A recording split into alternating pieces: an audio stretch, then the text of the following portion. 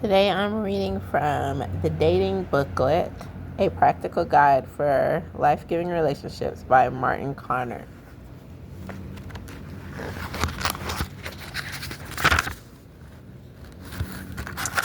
Let's see.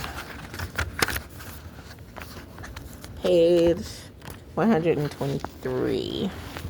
Cohabitation is an arrangement where two people are not married but live together. They are often, but not always,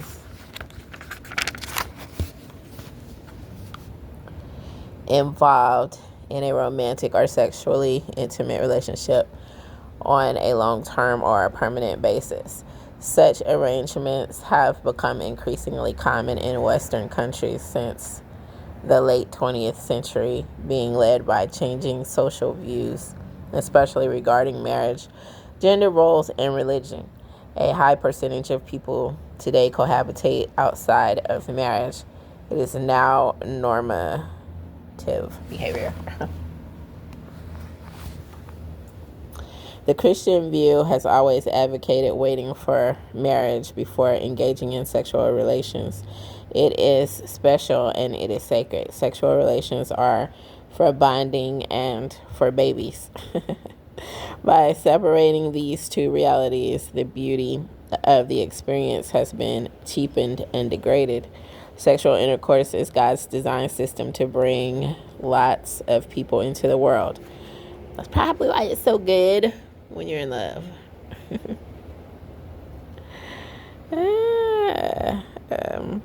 Sexual intercourse is God's design to bring lots of people into the world, forming families, which are the necessary building blocks for a healthy and happy society. The increased number of couples living together has not seemed to increase the happiness in the world. It may seem intuitive and even prudent that two people should live together before making the very serious and lifelong commitment of marriage, living together to discover if in fact they are really compatible. Makes sense, right? However, the statistics say the opposite. A summary of research shows that the expectation of a positive relationship between cohabitation and marital stability has been shattered in secret in recent years by studies conducted in several Western countries. What the studies discovered is this: if you do not want to get divorced, do not move in together until after the wedding. Yes, I actually did reside with my fiance before we married. And yes, our marriage ended in divorce. just throwing that in there. What were some of the other facts found? Most couples who live together never end up getting married, but those who do tie the knot have a divorce rate nearly 80% higher than those who waited until after the wedding to move in together. Couples who live together prior to marriage also have greater marital conflict and poor communication, and they made more frequent visits to marriage counselors. Women who live with their boyfriends were also more than 3 times as likely to be depressed as married women, and the couples were less sexually satisfied than those who waited for marriage. Wow.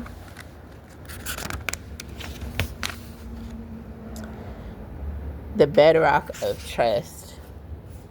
Deeper reasons point to the fact that living together does not begin with the bedrock of trust as marriage does. Rather, it begins with a certain suspicion that we may not be right for each other. So let's test this. Two individuals hope they might be right for each other, but suspect it is a real possibility they may not be for any number of reasons. This is a different mindset from the couple who knows that there will be challenges, yet their common commitment to a higher ideal of permanency in marriage, aided by God's grace and the community, assures them they can be faithful. The institution of marriage expresses just this: you vow publicly before each other and the community, trusting that with the help of God and your community, both persons will persevere till death do us part. When a couple commits to this ideal publicly before those who are most vested in helping them, statistics support that this is of huge benefit to the couple and to the entire human community. Dr. Edward Sri from the Augustine Institute in Denver explains well this reality of unrequited love and living together. Sexual intimacy outside of marriage can create an impression of a closeness that does not really exist between people. In their bodies, they say, "I'm totally yours." But in reality, their hearts merely say, "I'm yours until someone better comes around." In such a relationship, the other person is not truly committed to you as a person. They are more committed to the sensual pleasure and emotion they derive from you. And they could just as easily get their sexual and emotional needs met from someone else down the road. The lack of committed love breeds fear and insecurity. Yet shotgun cohabitations are quickly overtaking shotgun marriages. Living together before marriage is often called a commitment to a non-commitment. Most couples seem to slide into living together rather than make a clear decision about what it means and what their futures may hold. One person lives the commitment in a way that is all in, almost as if they were in a marital state, while the other continues to live as if they were just roommates. One party, sadly, very often the female enters into a new stage of the relationship with different expectations than the other party, seeking stability and security in her life. She perhaps thinks, if I live with him, this is the right next step to marriage. Meanwhile, he is thinking, sure, I care about her and maybe we can make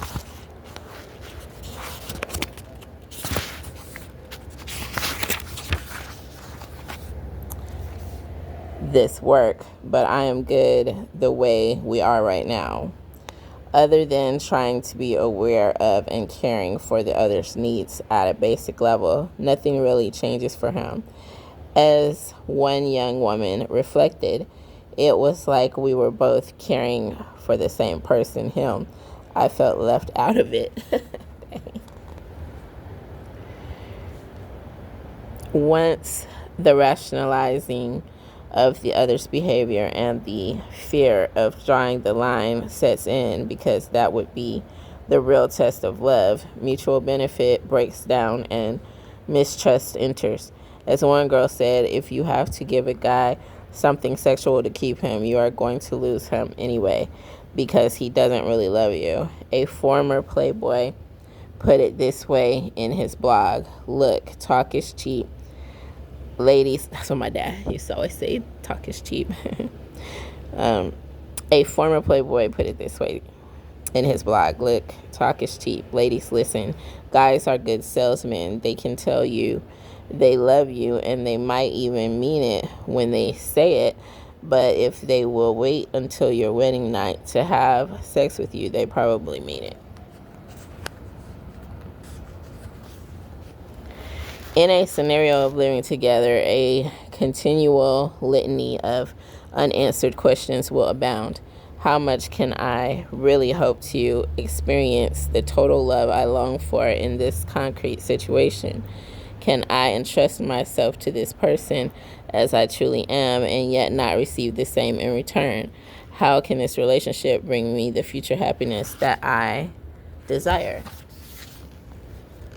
This type of questioning breeds distrust because you are constantly second guessing the other person's intentions. As the increasingly popular romantic path for young adults today, date, cohabitate a while, then maybe get married, becomes more commonplace, the lines between getting married and just moving in together can begin to blur. This will make it harder for young people to recognize what is so special about the marriage vows. But despite prevailing myths about cohabitation being similar to marriage, research is showing that when it comes to the relationship quality measures that count, like commitment, satisfaction, and stability, research continues to show that marriage is still the best choice for a strong and stable union. It also shows that living together has greatly increased in large measure because while people are delaying marriage to ever greater ages, they are not delaying sex or childbearing. These facts come with their own risks.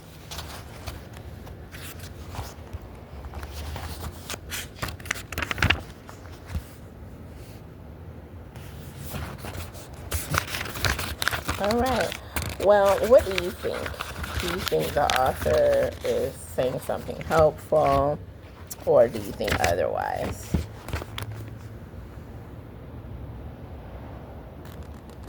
12 Common Fears About Relationships, page 37. Fear is a common emotion felt in dating due to natural expectations we might have toward the other. Fears can paralyze, confuse, and stifle confidence in dating relationships. Hence, it is good to assess such fears in your life and in your relationships. Below are some typical fears that one might experience. Fear of losing ultimate happiness. Fear of not being enough. Fear of settling for someone. Fear of being too subjective in the relationship. Fear of the other using me. Fear of hurting the other.